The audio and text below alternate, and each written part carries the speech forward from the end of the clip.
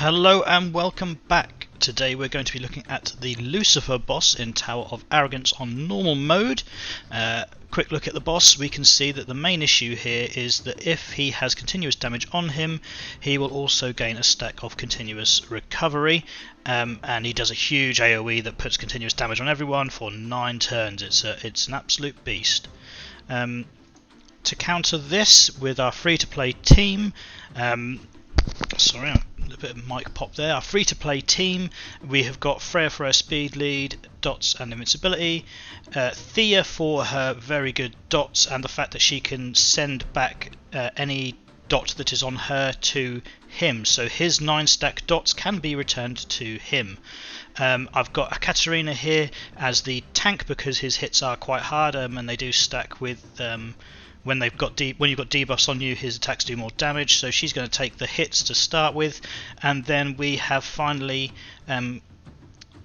Charlotte, who is a craftable hero combination champion, the easiest to get out of all the hero combinations.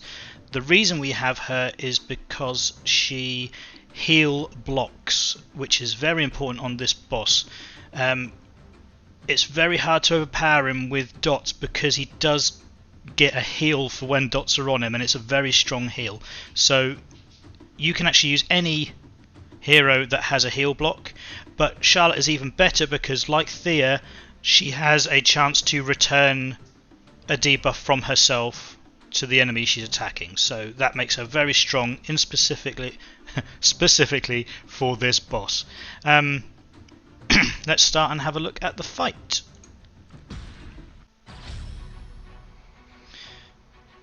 The setup here isn't particularly important. We're just going to start by trying to put a slow on the boss with Charlotte, but we got the heal, the break there. It's a 70% chance on any hit for her to put that on there, so there is an RNG element. Start building up our dots and ourselves on Thea, then we're going to move Katarina over here and just put her defensive, and she will draw Lucifer across. And then oh, he's got a heal block on him already. At this point you can decide if he's got a heal block on him already, you can put your dots down. If he hasn't got a heal block on him, just do a normal attack and try and speed buff your team.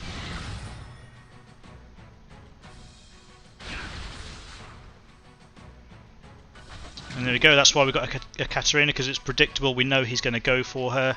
And we'll try and put a block on here. We didn't get the block buffs, unfortunately. And he hasn't done a move yet to put...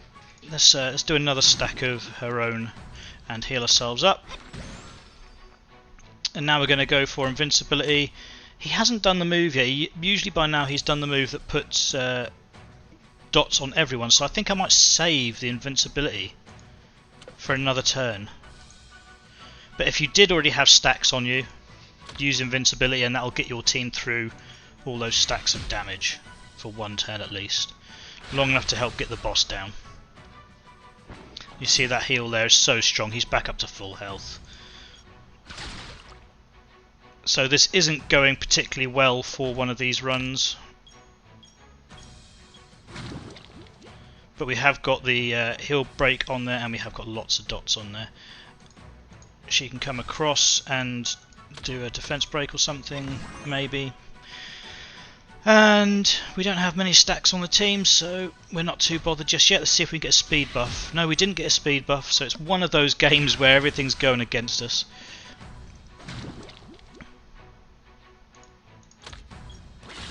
She transferred her stacks there across to the boss. Thea can make some more stacks.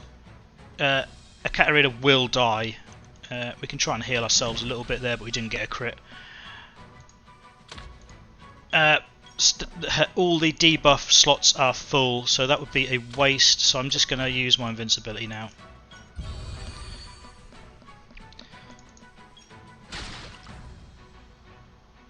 And we don't have a heal block on there at the moment, so the boss is going to self-heal.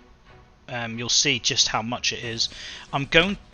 In fact, I'm not, because I'm going to lose my invincibility when I take this turn, and I don't want to have so many stacks on her that she will die, so I'm going to transfer anyway, even though I can't put any on him. Oh, and he died. So there it is. Because he took an extra action opportunity, that was enough to kill him. I could show you this again and again. I've run this specific team at least 10 times before making this video. I know it works.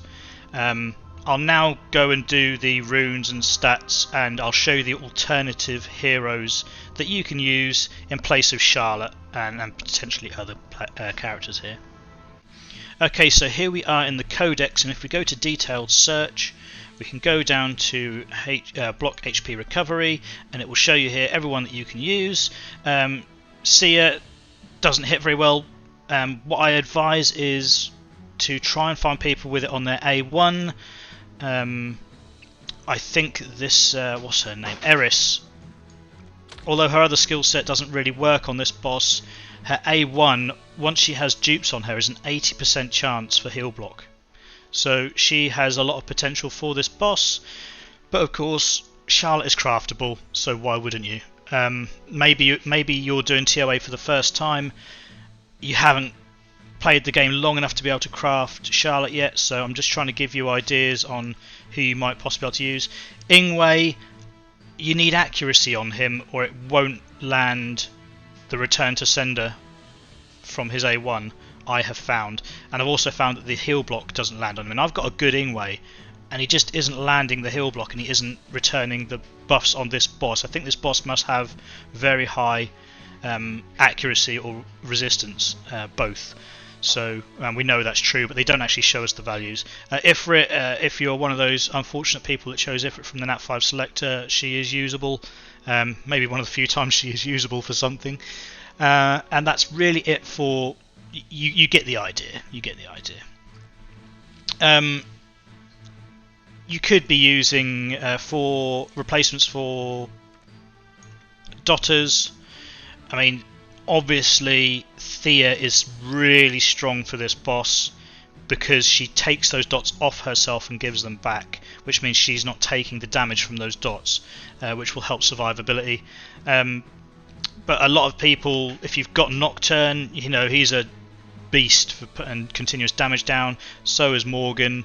You know, there's other viable options, but you may find that survivability becomes an issue. Yeah, I mean, there's not much else to say. Everyone else has got Freya. Hopefully you've got a Katarina. She's a 3-star. You should have her. So let's look at my Freya. She's got accuracy. She's got speed. And she's got tankiness. That would probably be HP if I had an HP Earthquake, but I don't. The stun doesn't matter for this boss. And obviously being a 6-star doesn't matter for this boss. I didn't use Lucifer, but you can use Lucifer against Lucifer. He just can't remove the stacks from himself. All of his moves do a dot, but he can't remove stacks from himself. So I found that Lucifer dies pretty quick on this boss. Then Thea, skilled up. She's just had some dupes thrown at her. And then runes, accuracy.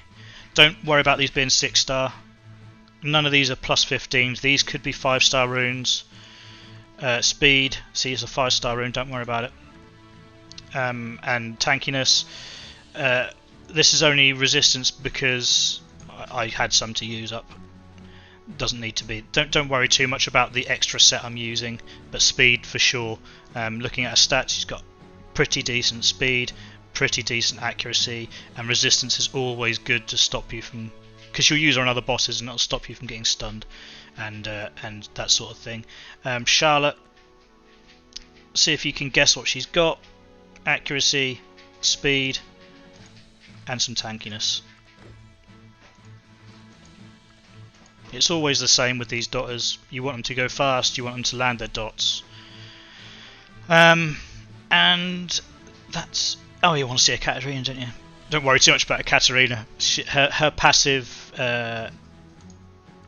Her awakened skill here means that she cannot take more than 45% per hit when she's hit. And her A2, which is worth putting dupes on for...